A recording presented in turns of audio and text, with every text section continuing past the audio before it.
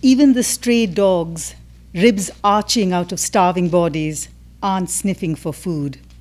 Schools are closed, shops abandoned, big locks glinting at the bottom of aluminum shutters.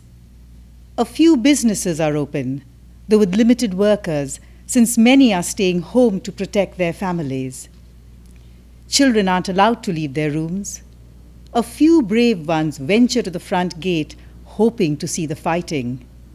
They've heard their parents and servants talk that Muslims are using long swords to kill Hindu babies, piercing the small bodies with the sharp tips and then waving the dead in the air like a flag.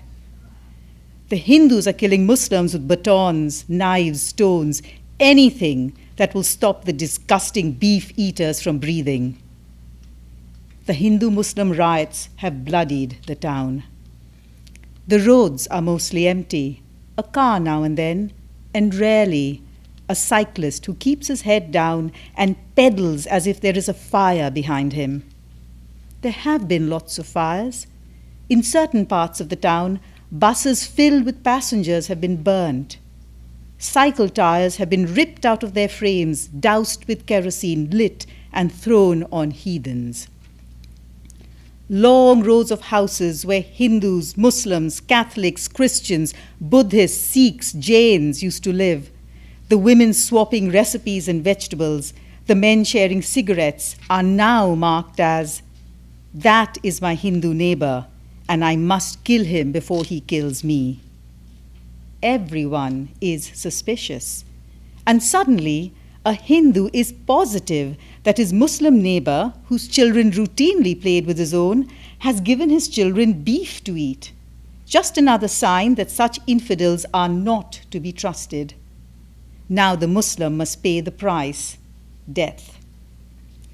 Catholics keep pictures of Jesus near their front door. Buddhists hold on to their meditation beads. And Jains are ready to show anyone that their kitchens don't have potatoes, onions, or garlic. They don't eat anything that grows underground, for they live a life that tries never to harm any earthly being, not even the tiniest of insects. Only the Sikhs with their colored turbans don't have to produce any evidence that they are neither Hindu nor Muslim. They wear their religion wrapped up around their head, in their long beards, the bangle on their wrist, and the small kirpan, all symbols of their faith. The kirpan, strapped to their waist and hidden under their garments, is never used for violence. Mothers try and keep their suddenly religious sons home so they won't be killed. But somehow, as the news of a Hindu stabbing a Muslim at a train station for insulting his children, or was it a Muslim rickshaw man getting angry that a Hindu rickshaw man cut him off and so he cut off his head, travels down the various roads of the town, men, young and old, gather in groups and go hunting for infidels and heathens. It is easiest to find victims in their own neighborhoods. Former friends become killers, and even little children learn their best friends are now enemies. The men roam in bands, safe in numbers, searching for victims. Many Muslims and Hindus have fled the town, or gone to hide in the houses of sympathetic Catholics, Christians, a few taking their families to their workplace, in the hope that no one will think to look in offices. But most can't afford to leave, and in one house, the Muslim father can't take his family anywhere. He has a 5-year-old daughter whose birth was never celebrated. And as the years passed, she didn't walk or talk. Ashamed, they kept her inside, never letting her out. She knew deep within that they were being unfair and would howl and cry when her 3 siblings went out to play. The 2 boys, aged 10 and 8, and the 7-year-old girl, learnt never to talk of their baby sister. They never brought people into their house, never asked them to come play in their garden. Instead, they always went to other houses. And as is the way with children, it was just accepted. Adults also thought it was the way of Muslims, like the wife wearing a burqa. When the children heard howling from the house, they made up stories that it was a ghost. It was a mystery that was never solved. The only person who knew the truth was their Sikh neighbor. He had seen the little girl early one morning as the father took her to the hospital.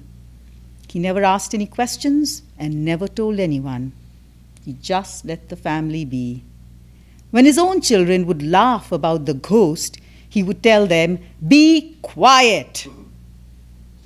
He never explained that the ghost was a girl who was different from them, the way a Sikh is different from a Muslim and a Muslim from a Hindu, each one on their own path. So when he heard the gang of Hindus approaching their area, their shouts were unmistakable, he gathered his family and told them they were all going to the Muslim house. The children were both nervous and excited. Finally, they were going to see the ghost. His wife didn't want to go. She'd never spoken to the Muslim woman and secretly believed that the burqa hid the fact that the Muslim man really had 3 wives. But she had been raised to obey her husband, and so reluctance in every step, a sullen look on her face, she followed him, holding on to the hands of her children, fearful of the house no one had ever entered. The Muslim man and his family were hiding in the bedroom when they heard the knock on the door. The little girl started to howl, and the father covered her mouth until he realized it was no use. Then he heard the voice of his Sikh neighbor. He opened the door and saw his Sikh neighbor, with whom he had spoken just a few words over the years. "We are here to protect you," the Sikh man said. "Go away, it's not safe for you," the Muslim father said.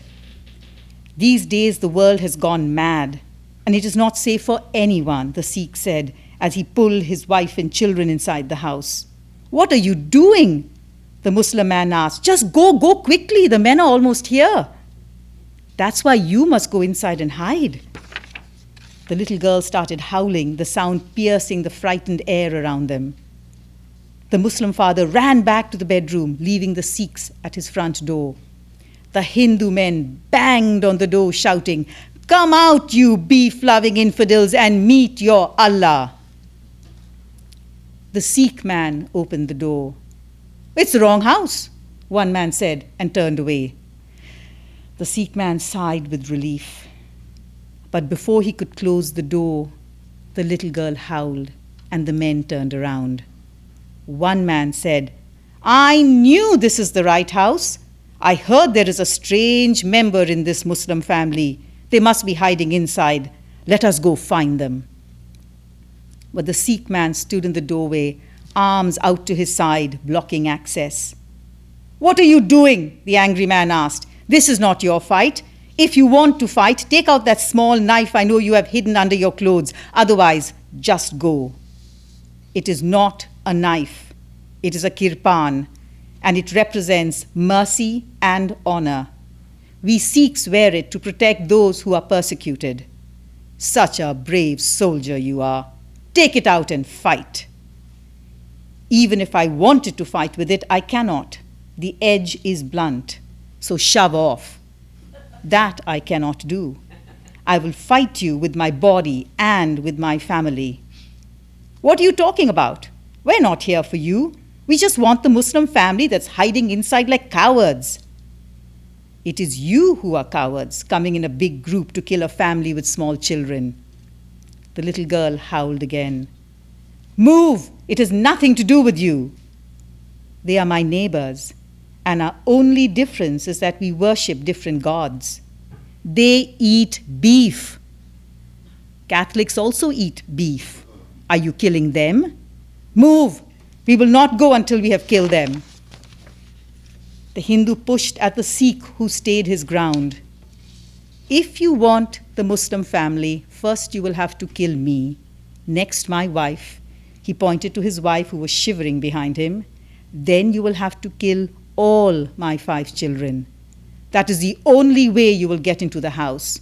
Come, children," he called to them, and as the Hindu men watched, the Sikh family stood before them, father, mother, and 5 children, from the oldest to the youngest, not 2 feet from the ground. If you drew your finger from the top of the father's head to the soft curls of his youngest daughter, that line would look like a sword. Thank you.